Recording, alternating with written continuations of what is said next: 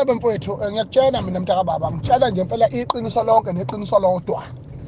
Ngithi mfowethu amanyala lentatheli le. Amanyala futhi ayiqala ukuyenza lento. Ukuthi nje usukumisa ucingo ufiwe, awuyili ukuyokhala, awuyili ukuyobabaza. Futhi okwesibili isifo mangabe sekuzwini noma sekuphuma istatement akube kusalokhu kulandela kugujwa ngoba sekushiywa ufihlwa nini. Umuntu owaziwayo noma kuumuntu ozala umuntu owaziwayo uyayiwa kulowo muzi. Hayi lento yabo yamanyala abawenzayo.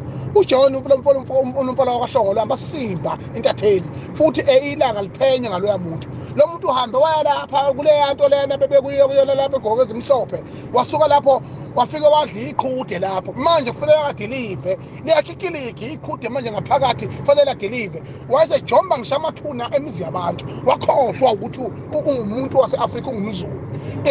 Is an insensitivity situation ukuthi azobuza udodo njengalona ebuza kufiwe ngoba esifeni ugcina ngesifo kuphela.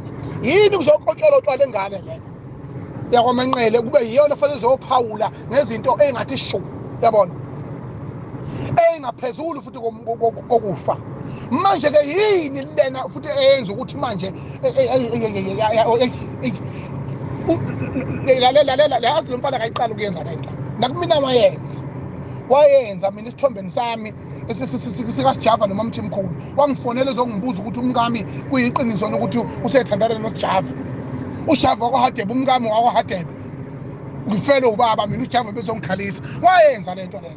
Amanyala enjalo ngayibhlokha lapho kusukela ngalelo langa. Amanyala enjalo lento amikhongozela imali otubhobo babantu emvana kolokho yenza amanyala. Shit. Yabona nje Ntshebe ngibonile lapha nihlaziya lapha ke nosiqiniseko lo mfana lona grade lona omubo nembimbi. Nokhujala nalabo abanye abakhona lapha icabinet yakhe le ahlale nawo uqiniseko. Nawe akubona lapho uNkulunkulu wami no gay umfo kaNgcobo. Amaphuza ashawo ugay lapha mfowethu ayiwona. Uze wathi ugay akahambe lo mfana ayoxolisa le emdlitsheni ngaleli gama lishilo ukuthi ulithathe phi ke yena unempeza wakhe uyazi neqiniso laleli gama lishilo eliyubuthakathi ungabi kona umuntu uyalazi ulithathe phi futhi makuthi ulithathe lathi ulithathe khona hayi bakwethu hayi akho lutho lapha lithathe khona kuphandla akekho umuntu kuleyo nto igogogo. Manje ke futhi iqiniso limileke esekuthenini lo mfana akashushiswe ashuthe leli gama livelaphi ngoba leli gama lihlula amanye lena. Asikwazi thina ukuzofelwa ubuntu ngabantu abajaha ukhanda izitori ngoba bekhokhelwe to deliver something. That is totally wrong.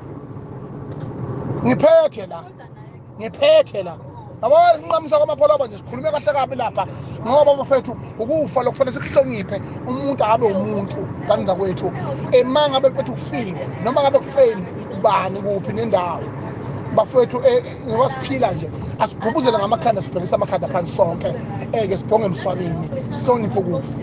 Iyona kuphela into esele esingakwazi ukuyihlonipha mase hlulwe yilokho okusho ukuthi bakwethu ngoba sehlulwa ukuhlonipha imizi yawo babamkhulu bethu shuthi yini esophinde sehloniphe phansi komthunzi welanga naniza kwethu alingafizwe ngathi ngeke irongo lamasimba kuthiwa uJohn ngathi ngaxoshwa le njalo